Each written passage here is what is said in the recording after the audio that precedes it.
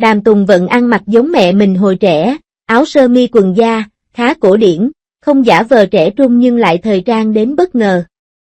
Trong 2 năm trở lại đây, phong cách retro ngày càng trở nên phổ biến. Với sự bùng nổ của phong cách này, nhiều cô gái muốn thử nghiệm nhưng không tìm được điểm khởi đầu.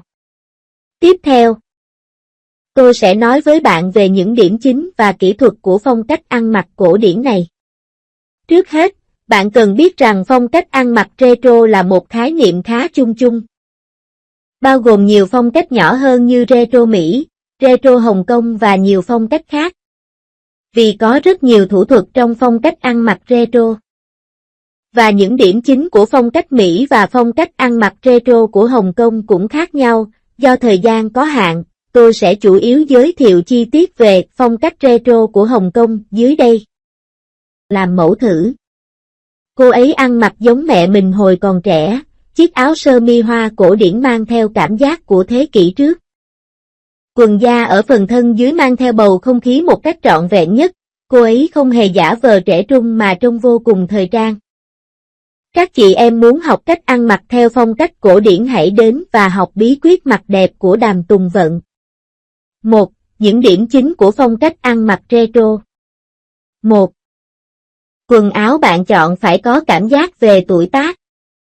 Để diễn giải tốt hơn hiệu ứng phong cách retro, điều đầu tiên bạn cần làm là chọn đúng ai tắm. Một số ai tắm có thiết kế rất đơn giản, nhưng khi mặc vào người bất kỳ ai cũng sẽ có cảm giác già dặn. Kiểu trang phục này là lựa chọn không thể thiếu trong phong cách trang phục retro. Nhiều cô gái không biết loại trang phục nào có cái gọi là cảm giác thời gian. Điển, áo polo, quần ống loe.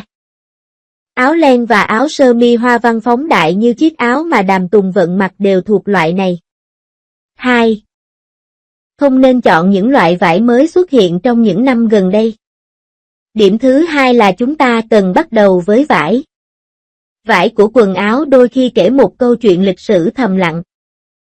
Các kỹ thuật dệt truyền thống và các kỹ thuật dệt chỉ mới xuất hiện trong những năm gần đây mang lại cảm giác hoàn toàn khác biệt. Các loại vải được sản xuất bằng phương pháp dệt truyền thống đều có câu chuyện khi mặc vào, như thể mỗi lỗ kim hay sợi tơ đều kể một câu chuyện dài và xa xưa. Các loại vải được sản xuất bằng công nghệ dệt hiện đại thường mang đậm tính công nghệ và mang lại cảm giác tương lai khi mặc. 3. Sự kết hợp tổng thể phải tương phản. Giữa sự phức tạp và sự đơn giản bổ sung cho nhau.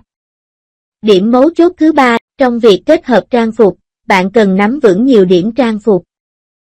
Và sự kết hợp phức tạp và đơn giản là một điều rất phổ biến và rất quan trọng. Đặc biệt khi sử dụng trang phục theo phong cách retro, chúng ta thường sử dụng một số yếu tố hơi phóng đại.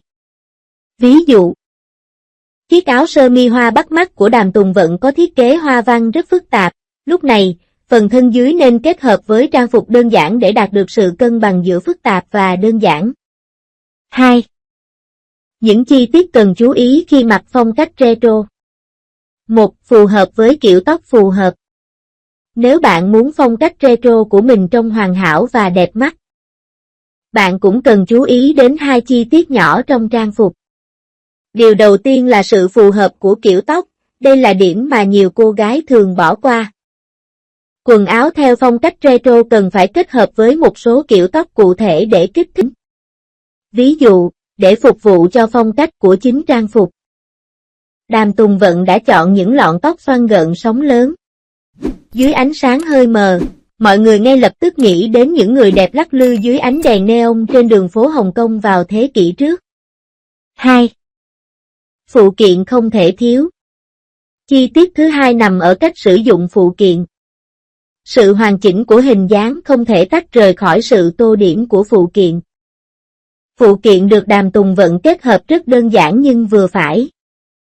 Chiếc vòng cổ ngọc trai lớn ở đường viền cổ và đôi bông tai lớn hơi phóng đại ở tai khiến cho hình dáng của cô tràn đầy phong cách Hong Kong mạnh mẽ. 3. Những điều cần tránh khi mặc phong cách retro. 1. Các cô gái có kiểu tóc búi. Nhiều người thích phong cách ăn mặc cổ điển, nhưng họ không dám thử một cách dễ dàng. Điều cạm bẫy. Hôm nay chúng tôi sẽ chủ yếu giới thiệu 2 trong số đó. Bãi mình đầu tiên là sự kết hợp của kiểu tóc. Kiểu tóc nên kết hợp với phong cách trang phục, nhưng bạn nên thận trọng khi thử búi tóc theo phong cách retro, đặc biệt là đối với những cô gái dưới 40 tuổi. Kiểu búi tóc sẽ khiến bạn trông già đi vài tuổi trong chớp mắt. 2. Không nhấn mạnh vào vòng eo mà nhấn mạnh vào cảm giác lười biếng. Bãi mình thứ hai là vòng eo. Khi nói đến phong cách retro, nhiều người sẽ liên tưởng đến sự lười biếng. Trên thực tế, quan niệm này là không đúng. Các cô gái thích xem phim truyền hình Hồng Kông sẽ thấy rằng trong các bộ phim Hồng Kông của thế kỷ trước, những người đẹp đường phố đó thường mặc áo ngắn và quần cạp cao, với đôi chân dài bước đi trong gió. Đây là cấu hình chuẩn của người đẹp Hồng Kông. Tốt nhất là nên nhấn mạnh vào độ cao của vòng eo thay vì nhấn mạnh quá mức vào cảm giác lười biếng.